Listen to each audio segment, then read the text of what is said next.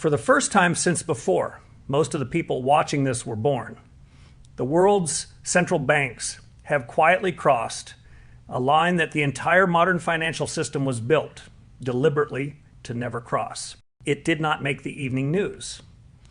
There was no announcement, no press conference, no headline scrolling across the bottom of a screen. It arrived instead as a single figure buried in a technical estimate published by the European Central Bank. And the figure is this. At the end of last year, gold rose to make up 27% of the world's official reserves, while United States Treasury bonds, the debt of the American government, made up 22%. Read that once more, slowly, because it reverses something you have been told your entire adult life. For the first time in the modern era, the central banks of the world now hold more of their savings in gold than in the debt of the United States. I want to walk you through what that actually means, carefully, without the hysteria that usually surrounds this subject, because it is genuinely one of the most significant quiet shifts in money that has happened in your lifetime. And almost nobody is explaining it plainly. By the end of this, you are going to understand why this crossing matters, why it happened even as the gold price itself was falling, what the institutions that run the global financial system are actually telling us with their own money, and what a sensible person, particularly one at or near retirement, should take from it. Stay with me, because the number 27, the number 22, and the balance in your own retirement account are all part of the same story, and I am going to connect them for you. Before we go further, I want to know who is in the room. Tell me in the comments where in the world you are watching from, and tell me honestly what you are holding. Gold, silver, cash. Mostly stocks and bonds, something else. I ask because this particular story lands very differently depending on where you keep your savings. And the mix of your answers tells me a great deal about how far this news has actually spread, which so far, I suspect, is not nearly far enough. Put it below. We will come back to what your answers reveal. Let me start by explaining what a reserve actually is, because the whole story turns on it, and the word gets used loosely. When a country earns more from the world than it spends, through trade, through selling its goods and oil and services, it accumulates savings. Not the savings of its citizens, but the savings of the nation itself, held by its central bank.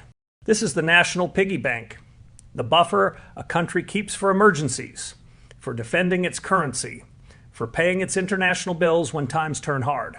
And for the last 80 years, the single most important question in global finance has been a simple one.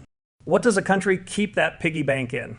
For most of your lifetime, the answer was overwhelmingly one thing: United States Treasury bonds, the debt of the American government. And there was a powerful, sensible logic to that. When a nation lent its savings to the United States by buying its bonds, it earned interest, which gold does not pay. It held an asset considered the safest and most trustworthy in the entire world, backed by the largest economy and the most powerful government on earth. To hold as treasuries was, for decades, simply what a serious, responsible country did with its money. It was the bedrock. It was the thing everyone agreed you could trust when you could trust nothing else. To understand how remarkable it is that gold has now surpassed that bedrock, you have to understand where the bedrock came from. And that takes us back to 1944, to a hotel in New Hampshire, in the closing months of the Second World War. There, the nations of the world gathered and designed the financial system we still live inside today.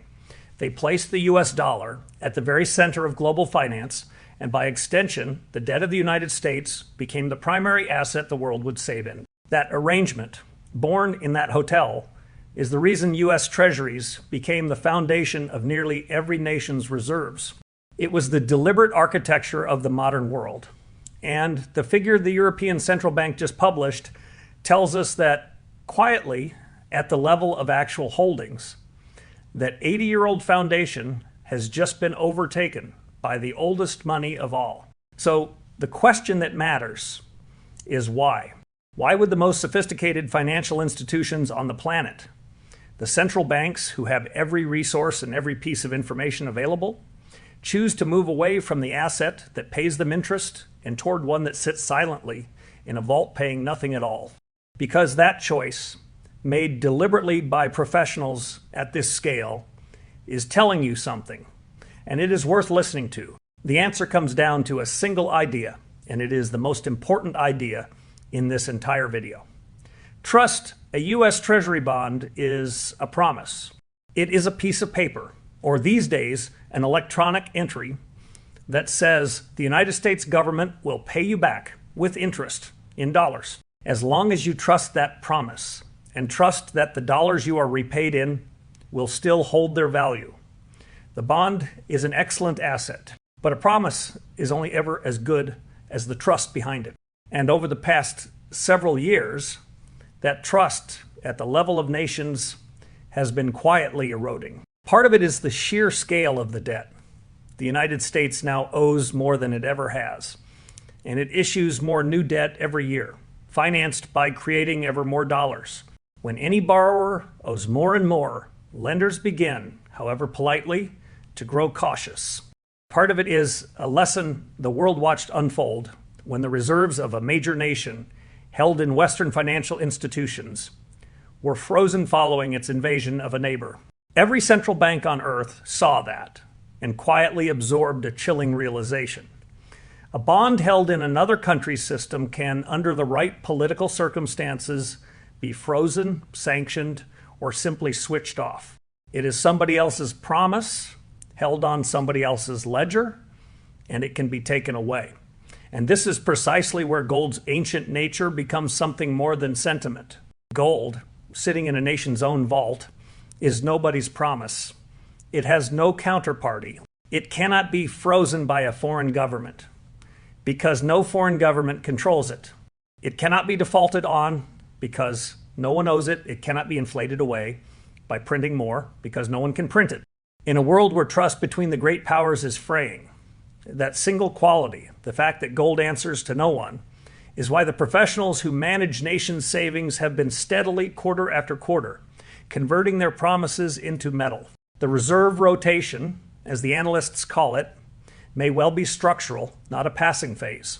Central banks have been buying on the order of 1,000 tons of gold a year since 2022, and their stated conviction to keep adding sits near record highs.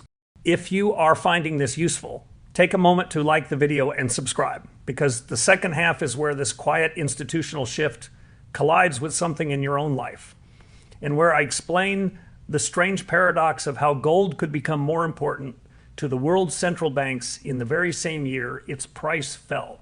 That paradox is the key to the whole thing, and it changes how you should read every gold headline for the rest of this year. Because here is the contradiction that confuses almost everyone, and it is worth sitting with. If central banks are accumulating gold at a historic pace, and gold has just surpassed Treasuries in global reserves, then why did the gold price fall this year? Gold crossed above $5,500 an ounce in January, and by the middle of the year, it had dropped to around $4,000, a serious decline. How can the metal be more sought after by the most important buyers in the world, and cheaper at the same time? The answer reveals how this market actually works. Beneath the headlines, the price you see flashing on a screen is set in the short term by the fast money, the traders and speculators and Western investors who move in and out based on interest rates, on the latest crisis, on momentary fear and greed. When rates rose and an oil shock stirred fresh worry about inflation this year, that fast money rotated out and the price fell. But underneath that noisy, emotional trading sits a different kind of buyer entirely. The central banks are not trading. They are not trying to time the market or catch a bounce. They are slowly, patiently converting the nation's long-term savings from paper promises into metal, and they largely do not care whether the price this quarter is $4,000 or $5,000. One group is playing a game measured in days. The other is repositioning for decades. The falling price was the day traders leaving. The rising share of reserves was the nation staying and buying more. Both were happening at once, and only one of them will matter in 20 years. And I want to say a word here about silver, because in a story about central banks and reserves, it is easy to forget, and it should not be. Silver does not sit in national reserves the way gold does, and that is precisely what makes it a different instrument, not simply a cheaper version of the same thing. Silver carries two lives at once. It is a monetary metal with a history as money as long as gold's, a store of value people have reached for across every civilization. But it is also, today, an industrial metal consumed in enormous and growing quantities by solar panels, by electronics, by the wiring of a modernizing world, physically used up in ways gold never is. That dual nature means silver is pulled by two forces at the same time, the same flight to safety that drives gold, and the relentless industrial demand of a world that needs the metal to build things. When those two forces pull together, silver has historically moved further than gold, in both directions, which is why it tends to be the more volatile of the two. For a saver near retirement, that matters. Gold is the steadier ballast, the asset the nations themselves hold.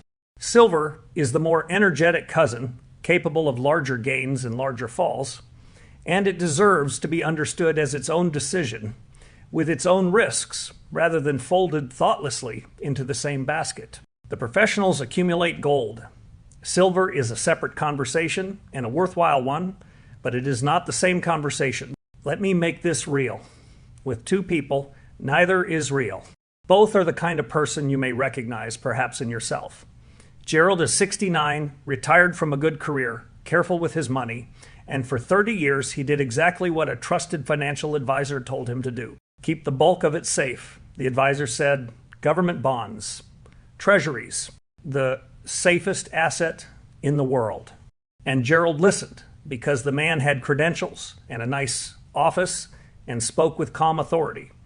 And because everyone Gerald knew was told the same thing. For 3 decades, Gerald held his savings almost entirely in the promises of the government and the dollar, and felt responsible for doing so. What Gerald never quite absorbed is that the very institutions that stand behind that advice, the central banks, the great managers of national wealth, were themselves quietly doing something different with their own reserves. They were moving toward gold. The professionals were not taking their own advice. Gerald was following a map that the map makers had begun to abandon, and no one had told him because no one had any reason to. Eleanor is 67, and she is not cleverer than Gerald, and she had no secret information. She simply asked a different question.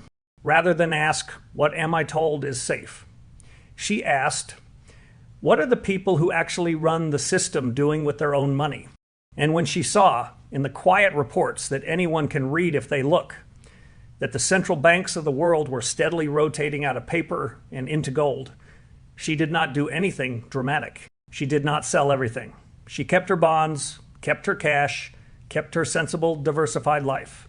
But she made sure that a modest, permanent portion of her savings sat in the same ancient asset the professionals were accumulating, as insurance, not as a gamble. When gold surpassed treasuries in the world's reserves, Eleanor was, in her own small way, already on the right side of that line. The difference between Gerald and Eleanor was not intelligence, and it was not luck. It was a single question. Who do I watch? What I am told, or what the experts actually do? And that brings us to the deepest reason so many careful, intelligent people end up like Gerald. Because it is not a failure of intelligence, it is a feature of the human mind. And understanding it is the most useful thing I can hand you today. Psychologists call it authority bias. Human beings are wired deeply and from childhood to defer to figures of authority and expertise. It is not stupidity. For most of human history, it was an excellent survival strategy. When someone with credentials, a title, a confident voice, and an impressive office tells us what is safe, our instinct is to trust and comply and to switch off our own scrutiny. In most of life, this serves us well, but it carries a hidden danger, which is that we come to trust the words of the authority, even when the actions of that same authority, or the institutions behind it, point in a completely different direction. The words say hold treasuries. They are safe. The actions, visible to anyone who looks, say the smart money is quietly buying gold instead. Authority bias is what keeps us listening to the words and blind to the actions. The most valuable habit an investor can build is the simple discipline of watching what the powerful do with their own money rather than only what they tell everyone else to do. The two are not always the same, and the gap between them is where a great deal of ordinary people's wealth is quietly lost. Now, let me be careful and honest because I will not insult you with fear. Gold surpassing treasuries in global reserves is a genuine landmark, and it tells us something real and important about where trust is flowing. But it does not mean the dollar is about to collapse, and it does not mean treasuries are worthless. And anyone who tells you the American financial system is finished is selling you something and should be treated with suspicion. The dollar remains, by a wide margin, the world's dominant currency, and there is no single rival ready to replace it. What we are watching is not a collapse. It is a rebalancing, a slow and historic shift from a world that trusted a single nation's promise, above all else, toward a more cautious, more diversified world that spreads its trust more widely with gold, the asset that requires no one's promise, reclaiming a central place it has not held in generations. Holding both of those truths at once, that this is real and significant, and that it is not the end of the world, is exactly the calm, clear position that the panic sellers and the nothing to see here crowd will both try to pull you away from. So let us bring it all together and let us go back to that quiet crossing where we began. We have established that a reserve is a nation's own savings, and that for 80 years the world kept those savings mainly in U.S. Treasuries. The bedrock designed into the system in 1944. We have established that, for the first time in the modern era, gold has now surpassed those treasuries in the world's official reserves, 27% against 22%. We have established that the reason is trust, that a bond is a promise that can be frozen, inflated, or defaulted, while gold answers to no one, and that the central banks have been quietly converting one into the other for years. We have established that this happened even as the gold price fell, because the fast money was leaving while the patient nations were staying and buying. And we have established that the reason so many careful savers never see any of this is authority bias, the human tendency to trust what the experts say over what the experts actually do. Here is what I want you to carry away, framed as plainly as I can. When the most informed, best resourced, least emotional institutions in the entire financial system quietly move their own savings in a particular direction over years with real money, that is not noise, and it is not something to dismiss because a trusted voice on the television tells you the old way is still the old way, safe way. It is worth watching what they do. This does not mean abandoning bonds or cash or a sensible diversified life, because those things matter and stability matters, especially in retirement. It means asking whether you, like Gerald, are 100% positioned in the very assets the professionals are themselves diversifying away from, and whether a modest, calm allocation to the asset they are moving toward might belong in your own plan as insurance. The right answer depends entirely on your own circumstances, and I am not here to tell you what it is, only to make sure you are finally asking the question. Do not let anyone use this landmark to frighten you into a scheme or a rushed decision, because they will try, and they will grow louder. And equally, do not let the calm, authoritative voice of the old advice lull you into ignoring what the map makers themselves are quietly doing. Those are different things, and the whole quiet significance of this moment lives in the gap between them. None of this is financial advice, and every figure I have cited, the 27%, the 22%, the 1,000 tons a year, the price move is in the pinned comment, so you can verify it yourself rather than take my word for it. I opened by telling you that the world's central banks had quietly crossed a line, The whole system was built to never cross. Now you know what the line was and why they crossed it and what it says about where trust is flowing in the years ahead. The experts are still telling the world that the old bedrock is the safest place to be.